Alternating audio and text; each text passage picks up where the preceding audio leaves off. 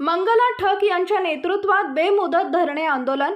मंगळवार दिनांक 10 सप्टेंबर 2024 पासून तहसील कार्यालय हिंगणघाट जिल्हा वर्धा महाराष्ट्र प्रदेश ज्येष्ठ नागरिक व निराधारांचे अत्याचार मुक्ती संघर्ष समिती मंगला ठक यांनी निराधार शेतकरी व असंघटित वर्गाला न्याय देण्यासाठी बेमुदत धरणे आंदोलनाची सुरुवात केली।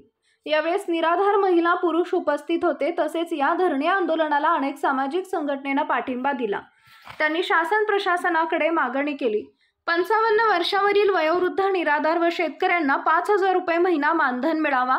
निराधारांची उत्पन्न मर्यादा 21,000 रुपये वाढवून 50,000 करण्यात यावी। निराधारांना व शेतकऱ्यांना नियमित अनुदान मिळण्यात यावे। घर तिथं शौचालय, त्याप्रमाणे प्रत्येक राशन कार्ड धारक महिलांना प्रत्येक घरी एक शिलाई मशीन मिळावी, जेणेकरून त्यांना घरगुती उद्योग करता येईल। शेतकऱ्यांच्या मालाचा हमी भावाचा कायदा करण्याबाबत, शहरी व ग्रामीण भागातील झोपडपट्टीत राहणाऱ्या लोकांना कायमस्वरूपी पट्टे मिळण्याबाबत, जबरन जोत शेतकऱ्याला व जमीनधारकाला कायमस्वरूपी जमिनीचे पट्टे देण्याबाबत झुडपी अंतर्गत सरकारने घरकुलमध्ये ड क्रमांक यादी थांबवून गरजूंना घरकुल योजनेपासून वंचित केले। सूर्या मराठी न्यूज साठी सचिन वागे, हिंगणघाट, बुलढाणा। शेतकरी समन्वय समितीचे हिंगणघाट अध्यक्ष निशिकांतजी सुके यांनी निशिकांतजी सिंगरू यांनी सुद्धा या बेमुदत धरणे आंदोलनाला पाठिंबा दिलेला आहे। आपल्या काय मागण्या अशा आहे की बरेच दिवसापासून शेतकऱ्यांचे प्रलंबित प्रश्न आहे। महाराष्ट्र शासनाकडे 1972 मध्ये कापूस उत्पादक पणन महासंघाची स्थापना झाली। त्यावेळेस शेतकऱ्यापासून 3% माध्यमातून गव्हर्नमेंटनी कापूस उत्पादक पणन महासंघांनी हजारो करोड रुपये निधी गोळा केला तर ते पैसे शेतकऱ्याला ताबडतोब परत देण्यात यावे। दुसरी गोष्ट, सहकार क्षेत्रामध्ये हिंगणघाटचा साखर कारखाना, बापूरावजी देशमुख साखर कारखाना 1993 मध्ये जेव्हा ओपन झाला तेव्हा शेतकऱ्याकडून 10,000 रुपयाचे शेअर गोळा करण्यात आले। त्यांची जमीन, शेतकऱ्याची साखर कारखान्याची जमीन परस्पर विकण्यात आली। शेतकऱ्याच्या कुठल्याही प्रतिनिधीला विश्वासात घेण्यात आलेला नाही आहे। तर तोही पैसा शेअरच्या माध्यमातून गोळा झालेला जो पैसा होता तो पैसा शेतकऱ्यांच्या खात्यामध्ये वळता करण्यात यावा, ही एक प्रमुख मागणी आहे। आणि असल्याही प्रकारची कॉपरेटिव्ह सेक्टरमध्ये जिनिंग प्रेसिंग गावोगावी उभ्या झालेल्या एकाधिकारच्या माध्यमातून कॉपरेटिव्ह सेक्टरमध्ये त्यांनी जो शेअरच्या माध्यमातून पैसा गोळा केला शेतकऱ्याचा, तो सुद्धा त्यांनी परत देण्यात यावा। कारण तो सहकार क्षेत्र पूर्ण स्वाहा करण्यात आलं आणि पैसा त्याच्यामध्ये लाखो करोड रुपये शेतकऱ्यांचे गुंतलेले होते आणि शेतकऱ्याला वाटेवर सोडून सहकार क्षेत्राच्या धनदांडग्या महर्षी लोकांनी त्याची वेगळी विल्हेवाट लावली। तरी पण या सरकारचे डोळे उघडले नाही। महाराष्ट्रामध्ये 288 आमदार असून सुद्धा शेतकऱ्याच्या मूळ प्रश्नाला बगल देऊन आजपर्यंत 10 वर्षामध्ये वारंवार सातत्याने ही मागणी रेटण्यात येत आहे, परंतु एकही आमदार याच्या संदर्भामध्ये तारांकित प्रश्न उपस्थित करत नाही आणि कुठल्याही प्रकारची लक्षवेधी लावत नाही। त्याबद्दल खेद व्यक्त करण्यात येत आहे। आणि दुसरी गोष्ट, भूमी अभिलेख कार्यालय यांनी 1988 मध्ये महाराष्ट्र शासनाने जमिनीचा सर्वे केला, तो चुकीचा केला असून त्यामध्ये वारंवार अनेक चुका करून ठेवलेले आहे आणि दुरुस्तीचे जे प्रकरण आहे खूप मोठे प्रलंबित पडलेले आहे। जिल्हा उपविभागीय कार्यालयामध्ये काही खटले चालू आहे, तर काही कुठे कोर्टामध्ये, सिव्हिल कोर्टामध्ये चाललेले आहे। त्याची वारंवार मोजणी केल्या जाते आणि एकच प्रकरण 45-40 वर्षापर्यंत राबवल्या जाते आणि कुठल्याही प्रकारच्या दुरुस्ती झाल्यानंतर प्रत देण्यात येत नाही।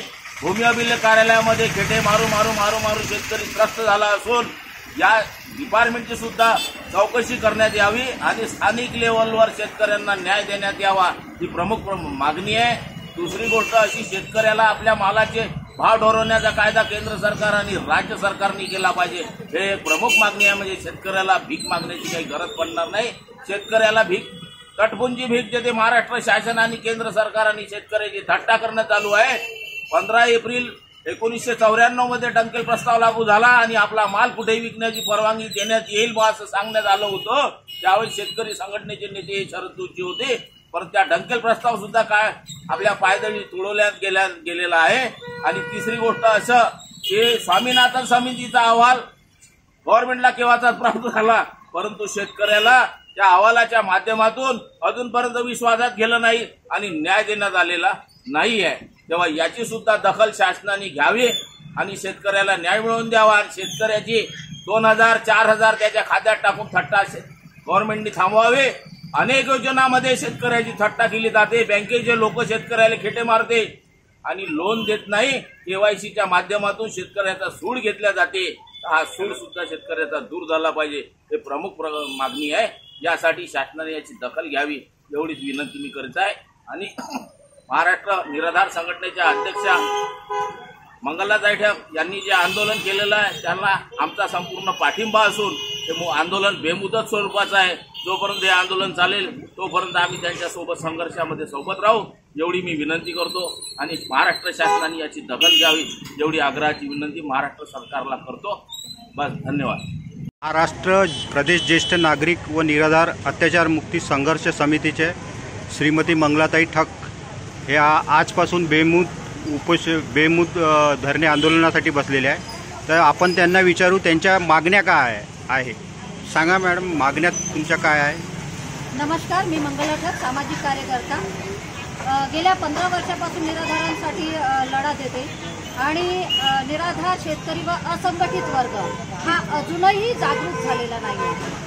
यांचे वारंवार मी आंदोलन करते आणि शासन दरबारी माझे प्रश्न मांडत असते निराधारांच्या वतीने। निराधारांसाठी एक मुख्यतः मागणी अशी टाकलेली आहे आपण की निराधारांना पूर्वी 600 रुपये महिना मिळत होता, 600 रुपये त्यांचं भागत नव्हतं। आपण 1500ची मागणी केली, सरकारने यावेळी 1500 दिले, पण 1500 रुपयात भागते का यासाठी आम्ही 5000ची मागणी टाकली। सोबतच शेतकऱ्यांना सुद्धा शेतीची अट न लावता चंद्रपूर जिल्ह्यामध्ये 10 एकरवाल्यांना निराधार योजनेचा लाभ मिळतो, तर आमच्या वर्धा जिल्ह्यातील महिलांना किंवा पुरुषांना का नाही मिळत याच्यासाठी आम्ही निराधारांचा शेतीची अट न लावता निराधार योजनेमध्ये पेन्शन योजना लागू करण्यात यावं। सोबतच शासकीय नोकरदार हा 58व्या वर्षी रिटायर्ड होतो, तर माझा शेतकरी, माझा निराधार हा 65व्या वर्षी कसा रिटायर्ड होतो। त्यासाठी मी 55 वर्ष, त्याहीपेक्षा अगोदर व्हायला पाहिजे, यासाठी मी 55 वर्षाची अट टाकलेली आहे की 55व्या वर्षी आमचा निराधार थकतो, आमचा शेतकरी थकतो कष्ट करून।